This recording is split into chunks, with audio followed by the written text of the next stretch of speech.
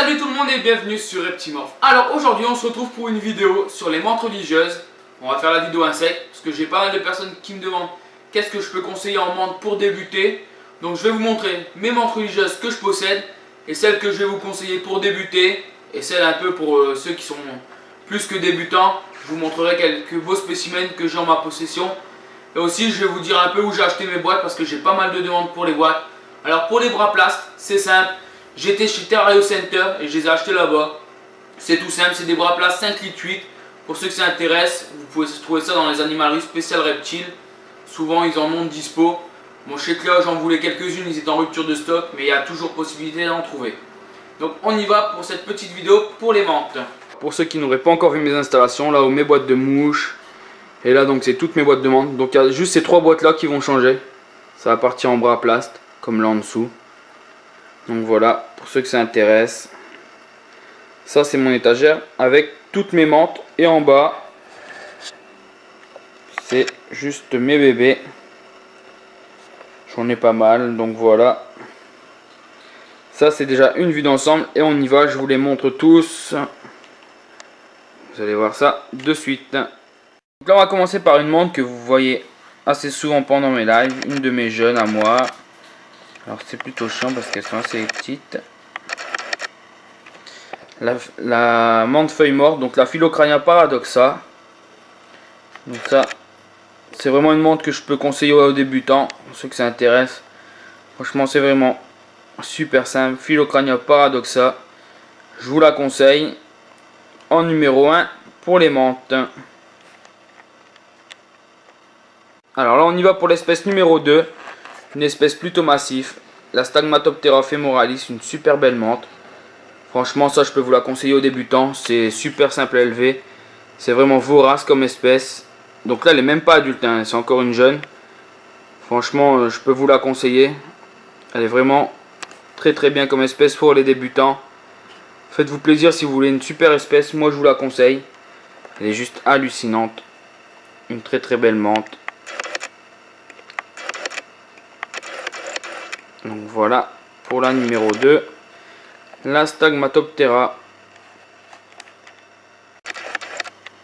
En espèce numéro 3, on y va pour la Rhombodoptera.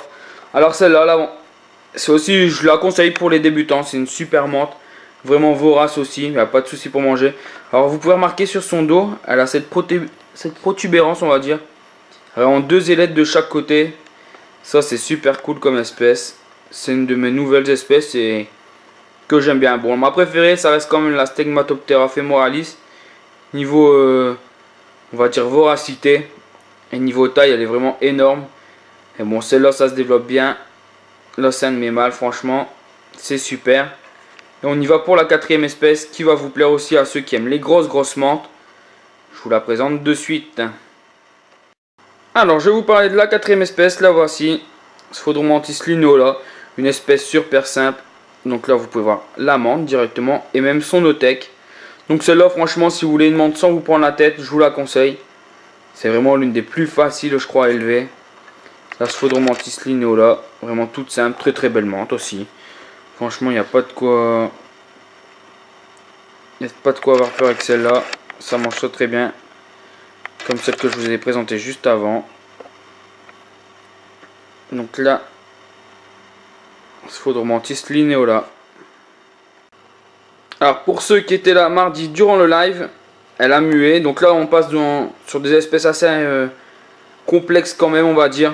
C'est pas des menthes assez simples. Pseudocreoboter walbergi, juste énorme. Cette femelle qui a mué, qui est juste magnifique. Alors, je vais essayer de la mettre en position d'attaque. Bon elle va pas le faire. Mais bon c'est juste trop beau. Comme vous pouvez voir, c'est juste magnifique les motifs. C'est vraiment une des plus belles menthes je crois qu'on peut trouver. Hein. Franchement, c'est énervé. C'est énorme. Et on va passer sur une autre espèce qui est super sympa aussi. Dans le même genre. Pour la dernière espèce que je vais vous présenter aujourd'hui.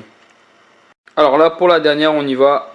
Creoboter urbanus. On la voit pas très bien parce que c'est vraiment une toute petite menthe. Super sympa. Vraiment belle. C'est assez chiant parce que ouais, c'est vraiment petit. On voit pas très bien. C'est dommage, mais c'est une super espèce. Alors moi je la déconseille parce que ça reste vraiment petit, il faut réussir à la nourrir vraiment avec de vraiment toutes petites drosophiles ou des toutes petites proies.